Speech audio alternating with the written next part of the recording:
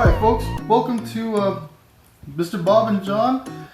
This is John. You may recognize me from Mr. Bob and John's, or recognize my hands from Mr. Bob and John's Weekly Reviews. And today I'm actually going to do some home cooking. We're going to make a wonderful pork tenderloin, a tender, juicy pork tenderloin. Although I am just using a pork loin, but I'll pull that out later. For now we're doing a little bit of preparation work. First we have to make a kind of brine that it's going to cook in while we sous vide it. I got my water tank here, getting ready. And the recipe I'm using is one from ChefSteps. I'll link to it in the bottom in the description, so that way you guys will be able to follow along, or do it yourselves and see how it turns out for you.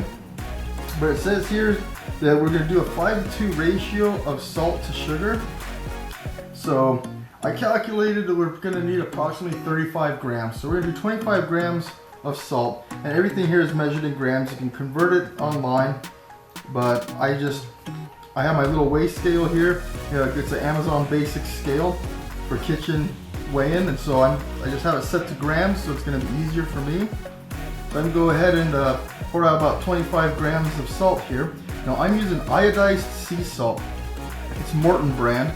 And no, we don't have any sponsors or anything, but I figured to let you guys know what I happen to be using for this. In case you want to get the exact same thing.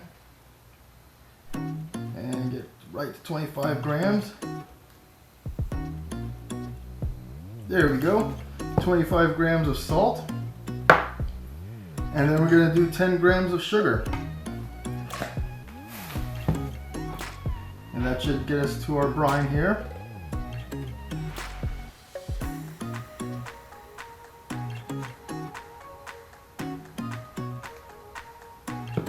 There we go, 10 grams of sugar. We're just using regular sugar. Nothing special about that. Let's give it a little bit of a mix in here. And we'll set that aside for later.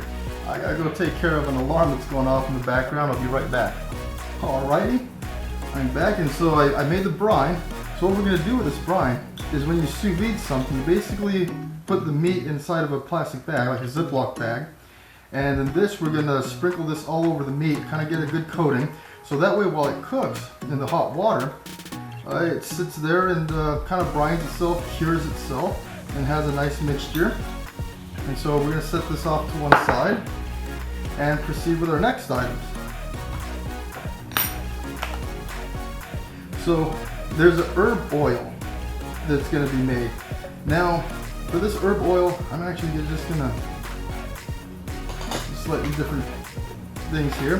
So it basically consists of, it says 30 grams of parsley, fresh parsley chopped, 30 grams of fresh chives, also chopped, some shallots, I believe it's pronounced shallots, correct me if you can.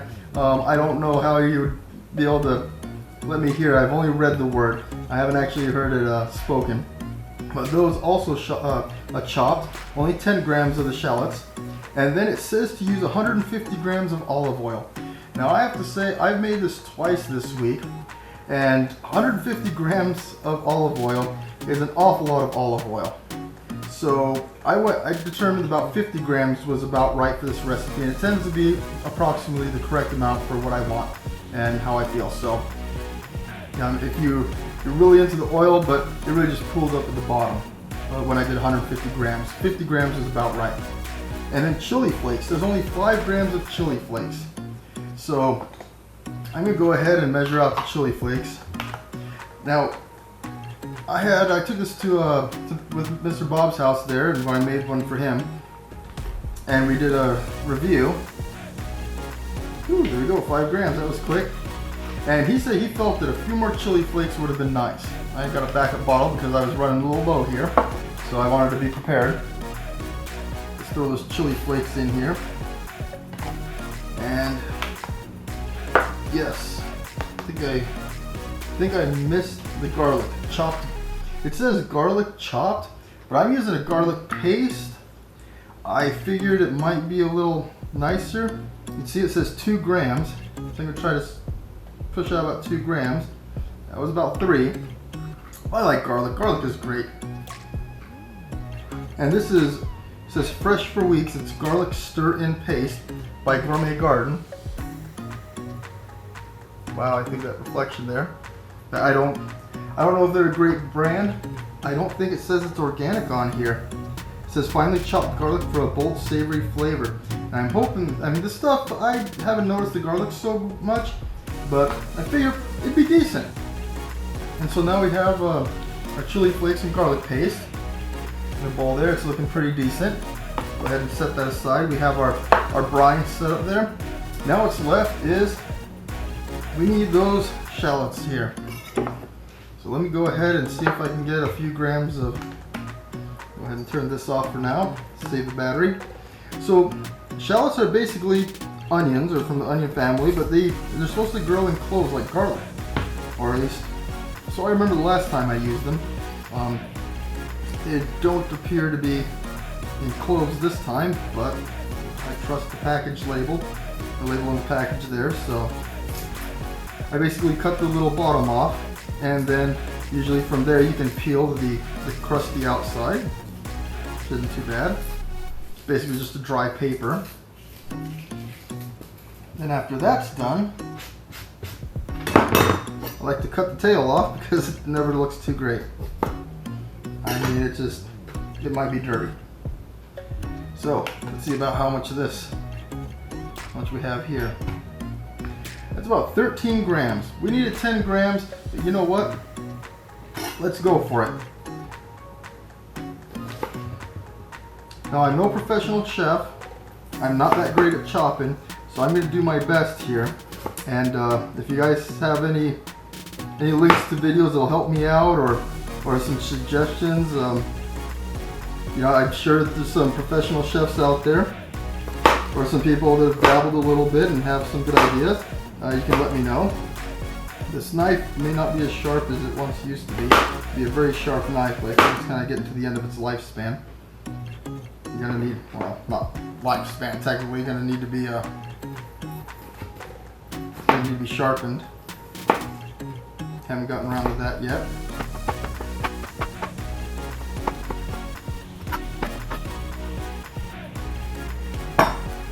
Alright guys, I got those shallots all chopped up, so I'll go ahead and scoop them in here. So what I'm doing is I'm actually doing this in a slightly different way than most people would. You'd expect that you're going to mix all the ingredients in, stir them together, and then apply them. But I'm actually prepping this a little beforehand, so I'm going to put things that are basically not going to suffer from the oil being on them, because most times stuff like your parsley is going to wilt with oil, and so it's going to have a short lifespan. Much like if you take salad and you put dressing on it, there's only so much time before it kind of gets soggy and it isn't really as appetizing and fun to look at. So what I'm doing is I'm getting all those materials at the bottom, then I'll put the oil in there, and then I'll put the parsley and the chives on top. And what that'll do is that'll let them sit on top of all the moisture, and they won't get soggy, and hopefully they'll last for a pretty long time. I'll put them in the fridge.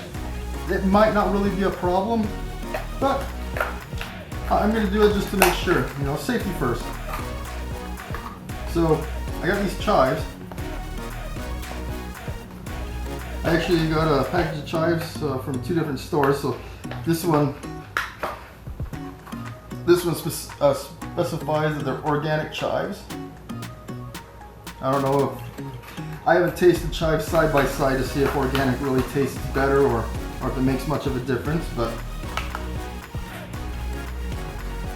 my local grocer had organic chives in stock, and so I went with the organic chives because that's really the only kind of chives they had. So this is about 20 grams of chives. It says we need 30 grams. I have some leftover chives from the other time there. There's 9, 10 grams. Let's add a couple more. There we go, secure that 10 grams. You know what? I'm gonna throw the last of the chives on there. Bring it up to 11 grams. These here, fresh cut herbs, chives, healthy and flavorful from Rocket Farms. That a little more close to the center there. And these organic chives, well, They're from Shenandoah Growers Incorporated. Barely see that in the small words in the purple there. I don't know if anybody out there is a aficionado with the chives and the quality. So you'll notice that I haven't washed these. What I do is I weigh them because the dry weight is going to be lighter than the heavy weight. That way I actually get more chives in there.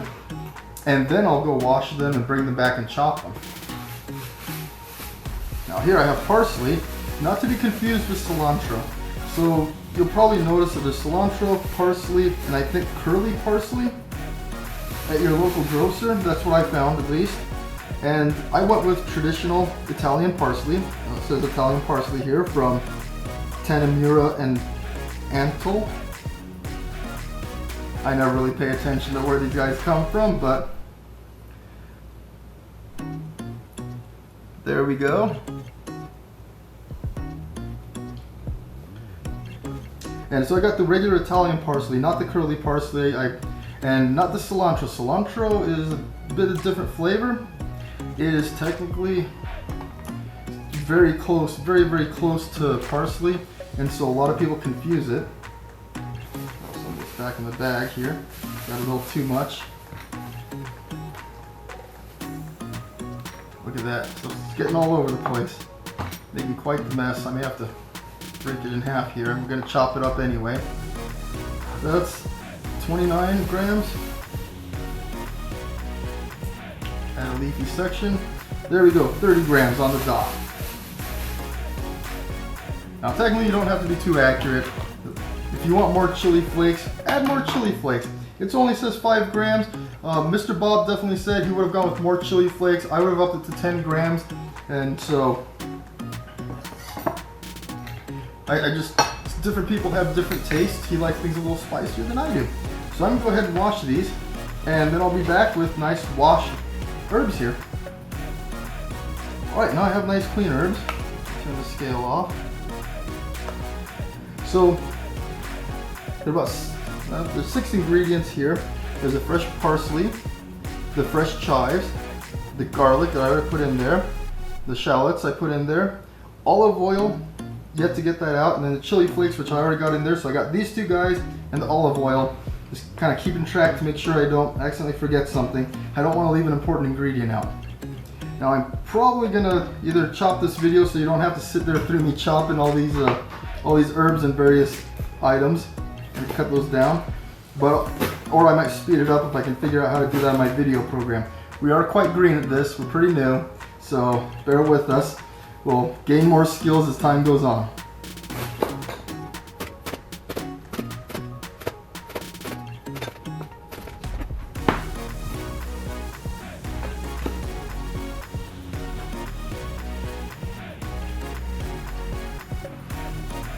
Alright, I got them all cut up. As you can get this a little closer so you can see the consistency I cut it at. So, I don't know if that's gonna show up very well. I think I chopped it in slightly larger pieces there. I mean, I'm not sure exactly what the appropriate size pieces are. I'm not a professional chef, I'm just a guy cooking at home. So I did what I figured would probably be appropriate. I want big enough pieces that you can taste them, yet not so big of pieces that you're going to be large and cause problems for eating. So as you remember, I have these guys to put in, also the oil. So for the oil, I'm going to put that in first so it sits on the bottom.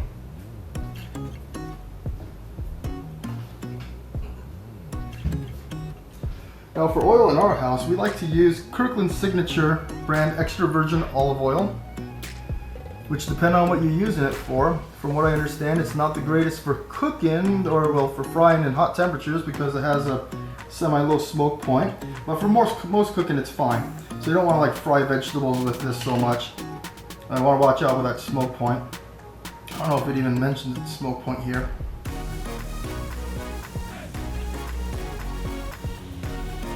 I don't see it. But anyway, we're going to go ahead and go for 50 grams. I know the instructions say 150 grams. I did 150 grams the first time. This is my third pork loin this week, and 50 grams was, or 150 grams was way too much. Whoops, went a little over to 61 grams. That's not too bad. But 150 grams is way too much. 50 grams was pretty gosh darn on the point.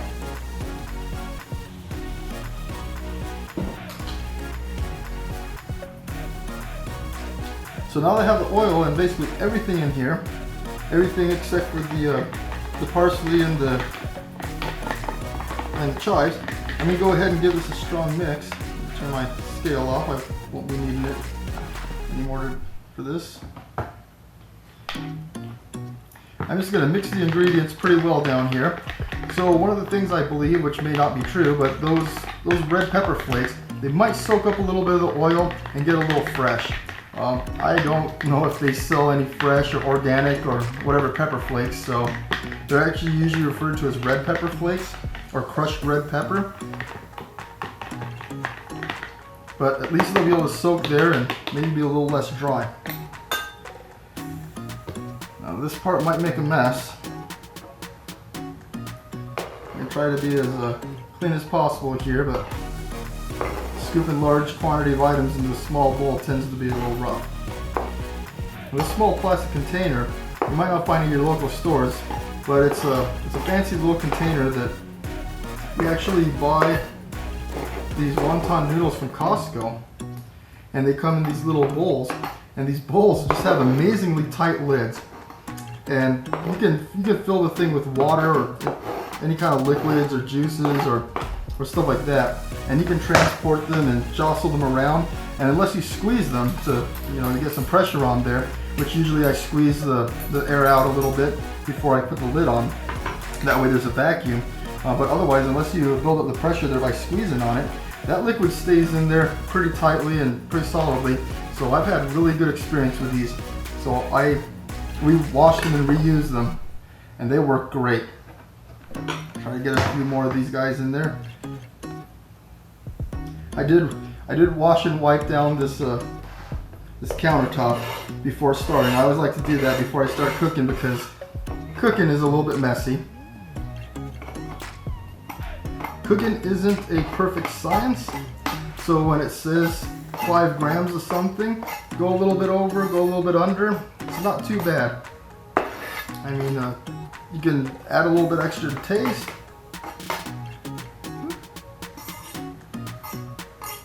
Or you can you can skip an ingredient if you don't like that ingredient. Or you can go a little heavy. Or if you just ran out or something, it's not too bad. For the most part, it's a pretty versatile thing. And you don't want to be way off. But otherwise, there we go. I'm going to go ahead and pop a lid on this. Just squeeze the air out. That way it's a little bit of a vacuum. There we go.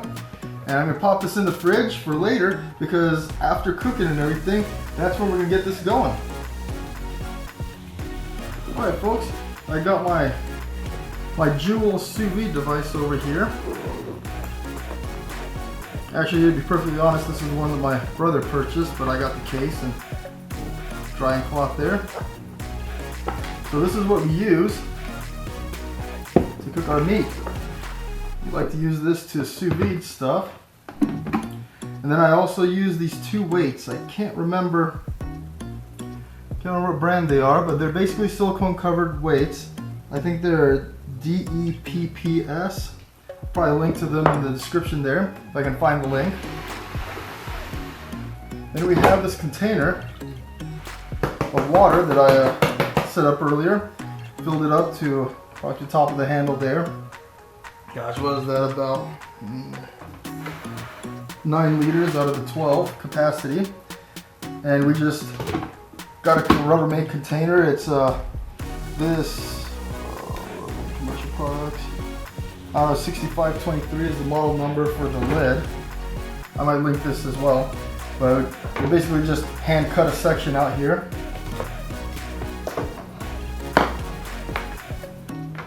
And it's probably gonna be a little hard to see. You basically just pop the Joule in here like that. And you throw a lid on there.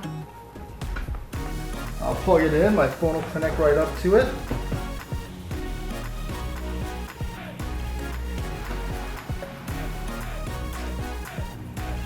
So the way this works is really nice. You basically, and I'm gonna have to get a little video and some screenshots of this, but you select, usually you find the recipe, ChefSteps recipes are listed inside the Joule app, or you can select the kind of meat, and you say, all right, how do I want the meat? And for this one, there's soft and rosy, pink and juicy, tender and blushing, then springy and barely pink, and then it goes all the way up to firm and fibrous.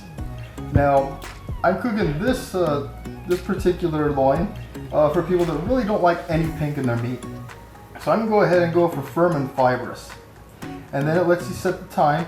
And in most meats you can select whether it's fresh or frozen. So this one is fresh, the pork. I'll pull it out in a little bit here. And it says, are you ready to make it? All right, so it says my cook time will be 1 hour and 30 minutes. Now if it was frozen, it'd be 2 hours and 15 minutes. Start the Joule there. All right, the clock is ticking, and you probably can't see.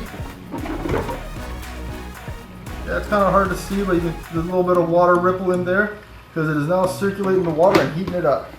And it's telling me that the water is currently 79.5 degrees Fahrenheit, and we gotta wait for it to get to 158 degrees Fahrenheit. I know 158 degrees, it's kind of on the high side, but that's what it takes to get it up to that completely fully cooked level. This cloth is looks a little dirty, but it's just an old cloth we use that we set the Joule on to dry when we're done with it. Let me pull it out. I'm going to be putting this piece of pork in Ziploc brand bags here. This is a 1 gallon Ziploc brand bag. They're the freezable bags. So I use the freezer bags specifically because they have a better seal on them. They're a little bit heavier duty plastic, and they protect your stuff from freezer burn. That was the point of them being freezer bags, is they're stronger, a little bit better seal. Slide top, the little slider top bags, they're not gonna seal that thing. They're not gonna make it airtight. And so that's just gonna be an issue. I also love these little Ziploc bags. I think you can only find these at Walmart. These little snack size bags, and they have little measurements on the front. There's like half cup, 3/4 cup, 1 cup, there's a 1/4 cup down there. But what I want to show you is, I don't know if this thing will zoom in, but I basically have some kind of grainy sea salt here. It's not a real big grain, it's about a medium grain. And in the recipe it says at the end, you'll add some sea salt, sprinkle some salt on there to finish. So basically, we'll put the topping on there, and then we'll sprinkle that sea salt on there, and that'll give it additional flavor, just make it pop. Because the salt that's in the brine solution, I set aside there. That salt, you're really not going to taste it. I mean, that salt, you're not going to taste it. It's got a little bit of sugar in there. It's basically just to cure the meat. So let me go ahead and get that meat out. All right, here's the meat. Get this up close here. You see I purchased it from one of the Fry's Kroger stores. Now this particular one it's 4.99 pounds, so almost 5 pounds, and it was on sale for $3.99 a pound, so it was about $19.91. And I've actually had this in my freezer for quite some time because, well, I like to freeze my meats when they're on sale. I'll be back.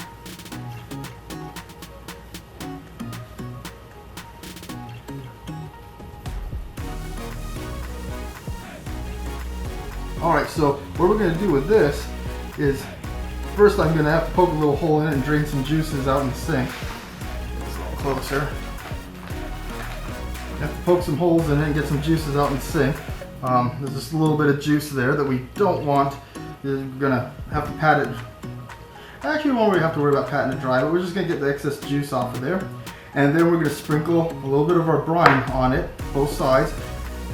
Cut it in half. I might actually cut it in half first. And then we're going to slip both halves side by side into the Ziploc bag in preparation for it to sous vide. So let me go ahead and put a couple things I was keeping in the fridge in this other bag so condensation doesn't get all over the place as it defrosts. Go ahead and start that drain now. I do have some kitchen scissors, so I'll be back. All right, this is still gonna be a little bit messy here. We're gonna cut this guy open. And I know my scissors don't look fancy, but these have a wonderful edge on them, so we've kept them around for years. I mean, they may look a little rough and beat up, but fine pair of scissors. I feel like I should provide a warning. Working with raw meats is, I mean, it's common. It's not anything super awkward, but you're going to want to make sure that now that I've got raw meat on this cutting board, we cannot use this cutting board for anything else that we're going to eat. It has to be, anything that touches this cutting board has to be thoroughly cooked properly. You know, that you can look up online the appropriate temperatures to cook pork and whatnot to make sure that it's safe to eat. So you'll notice a pork loin here. They're usually about the same size unless you get a half loin or something. And they always have a fat side. I mean, most meats you purchase, they're going to have a side that has some fat. A little bit more on one side than the other. But this is your generic pork loin. So I'm going to go ahead and take the trusty knife and part it right down the center. And I'm really doing this because it's really hard to get a Ziploc bag that'll fit the length of this loin by itself. I mean, they do make the bags. I've done it before. You gotta find the 2-gallon bags, but those are hard to find. I mean, you can probably send for them online, but I don't like to pay top dollar, and those tend to be a little more expensive online than they are at your local store. There's one store I found in the area that has these guys. It has the large bags. I'm gonna rinse my hands off and put these scissors that are not tainted away. And when I say tainted, they've touched raw meat or the juices of the raw meat, like the blood, and so they can't be used until they're fully washed.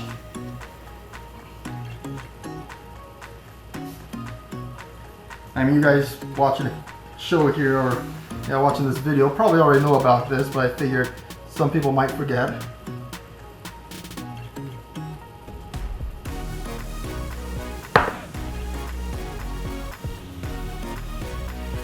So this isn't really a seasoning on the meat, so I don't have to make sure it's too evenly coated.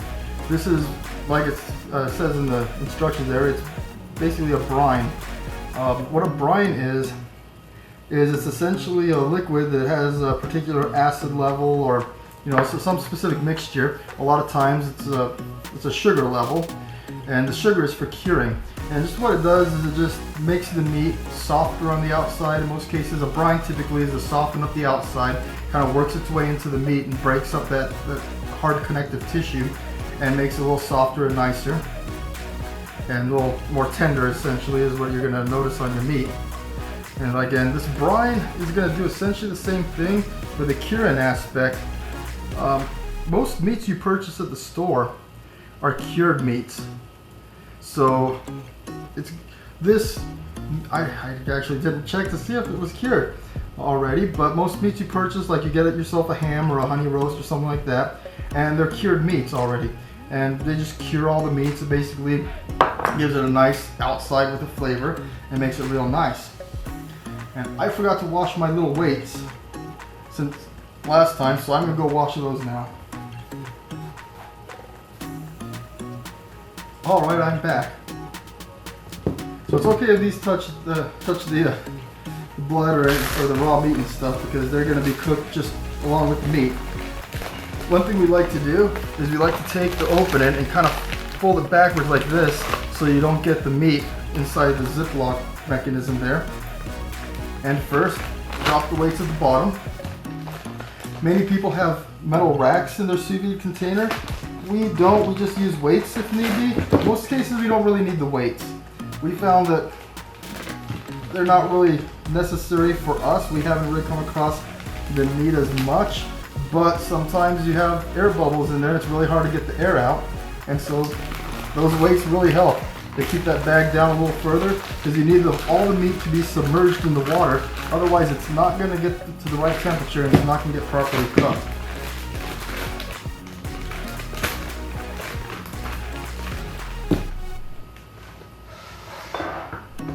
The cutting board is going to have to get washed before we can use it again.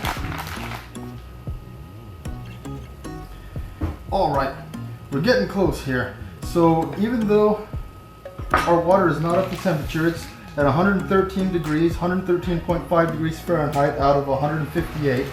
So we still got a bit of ways to go there. About 140 degrees left. We're going to go ahead and I'm going to show you how we get the water out of here. And I'm probably just going to plop it in and let it heat up with the water just to expedite the process, make sure it's more thoroughly cooked, but it'll be fine. So basically we leave the top open, so you want to dip this into the water slowly and allow the water to kind of help push the air out. It's not going to be the best seal. There's if you use a vacuum seal bag situation, that's going to be about your best bet. But this is good enough, and we don't have a vacuum sealer yet. I don't think we need one. We've been doing pretty fine. So I'll push it almost all the way under, then seal that bag. Then if I pull it out, notice how there's very little air. There's still air in there, but not too much, so that's going to be fine. So I happen to know from the previous porks that when I filled this up to about 9 liters on the measurement on the side here, but when I put this in, it gets to almost full. So I already knew how much water to put in here, so it came out just right. Many cases, we leave it on a little bit on the low side, we put the meat in, then we top off the water. And notice that I'm leaving a little bit of flap on both sides. On sides here, the bag is basically being pinched by the lid to keep it upright. That'll just help make sure that it's in an appropriate position. So now we're going to go ahead and cook this. And when this is done, I basically take it out. I wrap it in a little towel. That way I can transport it without it dripping. And that's how I'll show up to Mr. Bob's house with one, and we'll continue from there. And we'll see how it goes. I'll show you how we brown the meat and finish it off. That way it's ready to eat and tastes great. Oh, now when we went to Mr. Bob's the meat, that one seemed to have a little bit of rawness to it. I believe the reason is because I didn't defrost the meat first. And when it was cooking in here, I had it against this side and my Joule was blowing the water around this way. So I think one side of the meat got properly cooked and the other one didn't quite because it was a little too frozen. Even though I left it in there for the extra 45 minutes they said to leave it in there for frozen, I think because of the angle of the circulation, something happened, and we do believe that it didn't get quite thoroughly cooked on one half. So the half that was a little more firm is the one you definitely want to look at. And that's how it should come out. So that's why this one I defrosted it beforehand, and we're working with a defrosted. Also, I couldn't cut that one in half. I had to use one of my 2-gallon Ziploc bags. I don't have very many of them. So that was it was a little bit more of a hassle, but you know, we gotta get that food cooked. All right, guys, I'll see you at Mr. Bob's, and we'll get this pork loin prepared. Hello, everybody. This is John with Mr. Bob and John. You might recognize me from such videos as Mr. Bob and John's Weekly Review. We reviewed a couple of fast food items, but today we're doing some home cooking. We're actually at with Mr. Bob over here. He's running the camera. Howdy, folks. And we're gonna make ourselves a pork loin. Actually doing a specific recipe for pork sirloin. No, pork tenderloin. It's a recipe for pork tenderloin, but I bought a pork loin. I can't remember. I researched the difference and it seemed like it was gonna be fine before. But I can't remember the details right now. So I've already sous vide this almost 5-pound chunk of pork loin over here. Did that beforehand before we brought it over. So basically what's left is we're just gonna sear it up nicely. I got this pan heating up over here. Got it set to about medium. We'll go from there and see how that works out. You gotta pat this dry, otherwise searing is gonna take a little bit of time because it has to evaporate the fluids first, if you have excess fluid on there. So when we put this in the sous vide, there was a little mixture of well, actually it'd be like 5 parts salt, 2 parts sugar. Then we put it in there to help it cure a bit. And so that's the only seasoning that this pork has at the moment. We're going to cut this in half to make it a little bit more manageable when we sear it. And this is a pretty big chunk of pork. Normally I cut it in half before I put it to sous vide, but this one was frozen So I'm gonna go get a better one to make a better sous vide example with one that I could cut in half beforehand and defrost one of them.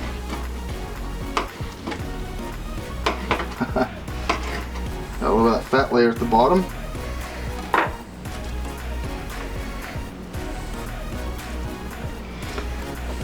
Now we did cook a sous vide, so it is fully cooked and ready to go, thoroughly cooked. It's a little bit of pink in there. We went for a rosy pink, and we went with actually their favorite situation there.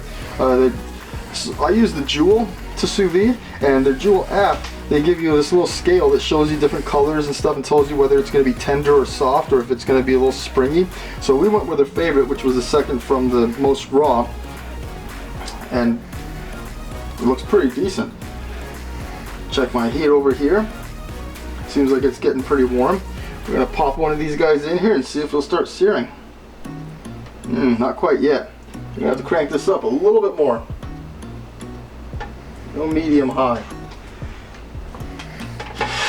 Now all ranges in heating coils are different, so I'd like to tell you that, yeah, just set it right here to this position on your stove, your range, or your hot plate.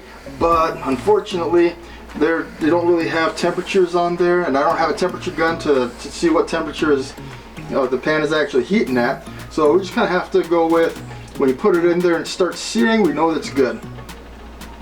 I can hear it getting pretty warm here. Switch that oil around. That's going to be a little bit of lubrication for the pan. Keep things sliding. In the meantime, there's a little bit extra to this.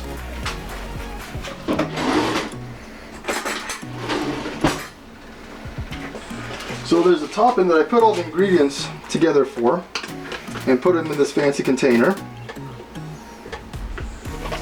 Get it open here.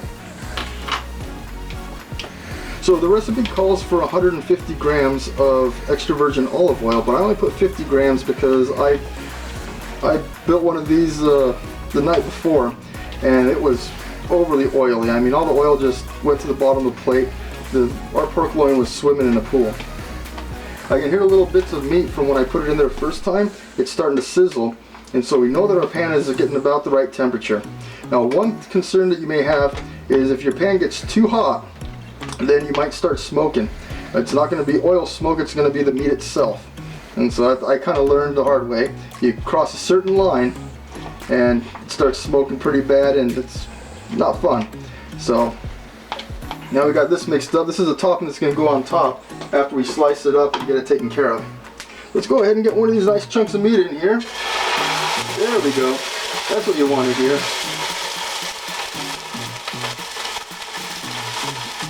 You notice I'm touching with my hands. I wash my hands beforehand.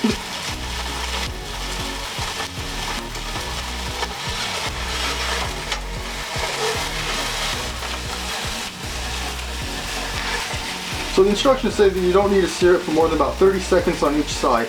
Basically, all we're doing is we're getting that nice, what is it, the Maillard effect? I don't know how to pronounce that word very well, but what it does is when you're cooking that outside of the meat and it browns, it actually does a chemical reaction that changes the flavor and just really brings out a bit of pop in that flavor. It's that specific flavor that you need in a steak. Because when you sous vide something, you look at this and it just looks like meat. It doesn't look fancy, doesn't look nice, and without that sear, it's not really going to taste too great. I mean, it's going to taste like it might not have been cooked. See, so we're getting a little bit of sear down there. That's what we're looking for. We're going to get just a little bit more. I'm going to turn the heat up just a hair more.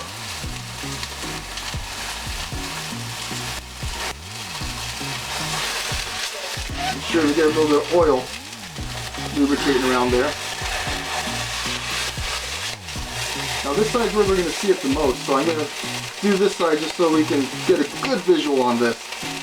Back side's tearing apart over here.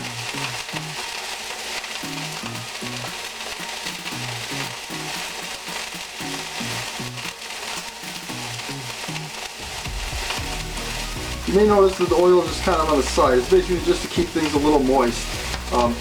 It basically is a heat transfer. If you have that oil there that's hot it'll help the heat pass from the pan to the meat a little bit better and make more contact.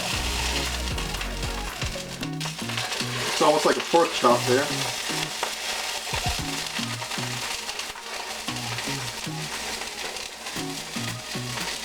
Otherwise, we're really not frying the meat or anything special.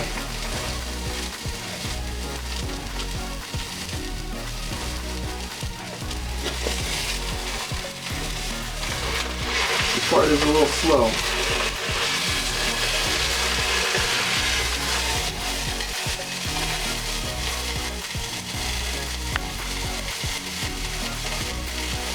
So the key here is you want to get all sides seared. That way you have that nice flavorful outside. And then we'll slice it up and lay it nicely out on a plate.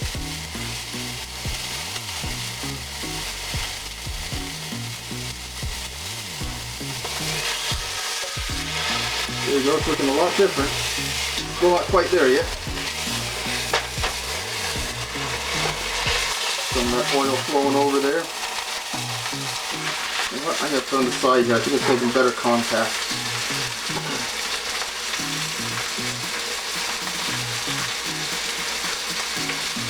I do have to thank Mr. Bob.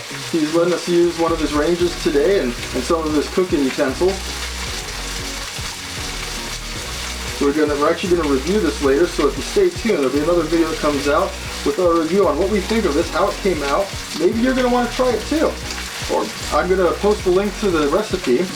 Like I said, I did use 1/3 of the oil that they suggested. They suggested I mean, these guys, they go by grams when they weigh everything. So they said 150 grams of extra virgin olive oil, or olive oil. I can't remember if they specified extra virgin, but they said to put that in this topping over here. And I only went with 50 grams because 150 grams was way too much. And use a digital scale and everything to make sure we were accurate on that. Now this mixture here, really all it is it's parsley, cilantro, parsley and, gosh, what is that thing that goes on the baked potatoes? Chives. Parsley and chives with a little bit of shallots, crushed red pepper, and just a tiny bit of garlic in there, and then the oil. So I mean, it's a real basic, but it tends to taste pretty good. It's just a real nice topping that gives it a nice advanced flavor there. And then I brought my kind of medium grain sea salt that we're going to top this with towards the very end here, because you don't want your finely ground sea salt. This sea salt that's about the size of table salt. It's nice and finely ground. I used that for the mixture that went in the bag with the pork while we sous vide it, because I didn't want it to take its time to dissolve. I wanted to just go right into action, get the job done. But this, you want to have a little bit of flavor, so you can sprinkle it on top, just across the top of it, and we'll show you that when we're done with these. And it's just going to give it a nice flavor. I mean, there's something about having the chunks of salt that it just mixes it up, and so you taste salt here, and then you have a lack of salt in other places, and so it just stands out. It tends to pop a little more. So if you look at this side, this is exactly what you're looking for. You want a real nice sear. So definitely put in the corner here is working out for us. The oil's down there, and so it's making great contact. And kind of move the pan over so the heating element is under this side more as well. I do have it a little past medium high on this range, so you're going to have to gauge your oven. Everybody's oven is a little bit different. You know, there's their system, their hot plates, their range, the stove top. We used to have a natural gas one, and we loved that one. We moved back to electric because we don't have natural gas available in our area, and it's a different cooking experience there too. I mean, all the different systems. I've only seen some high-end hot plates that are actually calibrated. So if you're lucky enough to have one of those, then it's going to be wonderful for you. But otherwise, you're going to have to work with it. So we're going to go ahead and, instead of boring you with slowly roasting this, we'll go ahead and stop the video here, and we'll come back to you when we have nice roasted pieces of pork. They're all going to look nice and roasted and seared like this on all sides, and then we'll proceed with the next step. Okay. Alright, so we just got this guy seared I mean, it looks really nice and seared all around. That side's a little heavy, but that's just going to be flavor, nothing but flavor. So now that we've seared it, and you can hear the other piece is still over there, getting its sear on. And this one's still got a bit of steam coming off of it. Normally you want to let it rest a little bit, but not too much. I mean, this is pork. It's not too necessary. What I'm going to do is I'm going to cut some slices here. And I should try to slice it. I normally cut on this side, but that's not going to give you a good view. So I'm going to kind of slice opposite of what I'm used to here for you guys. So we like to try to take our meat and cook it so it's as juicy on the inside as possible. So I know some of you are going to look at that and say, oh my gosh, that's raw.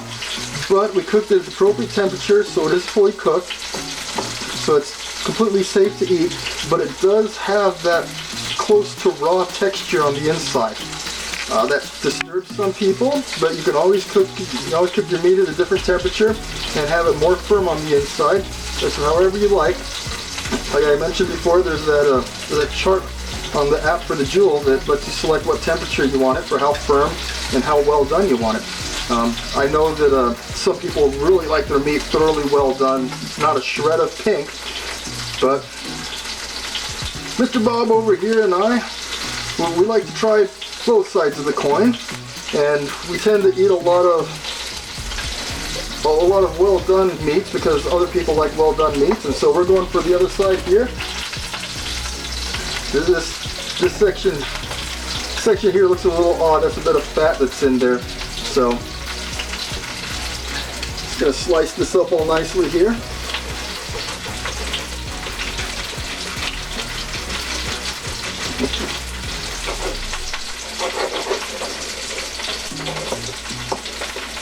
I do have to say, the other one I made with barely a little bit of pink in there, and it was a lot more firm. Some folks in our family are not too keen on having the pink in there. Just rotate this other chunk here. It's almost ready to come out.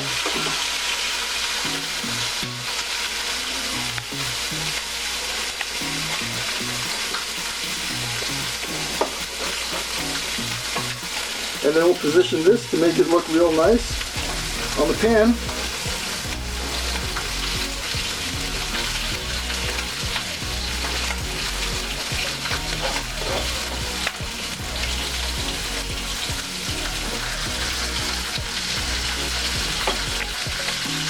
Try not to make a mess, but I am known for making messes here. That he is, folks, that he is. Oh, good old Mr. Bob, he's been so kind to clean up after me many a time. He's a very kind-hearted person.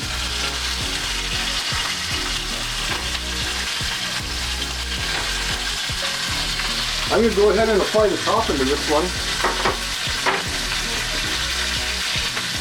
And then we'll probably not drag you through the burden of having to wait for me to cut through the second one.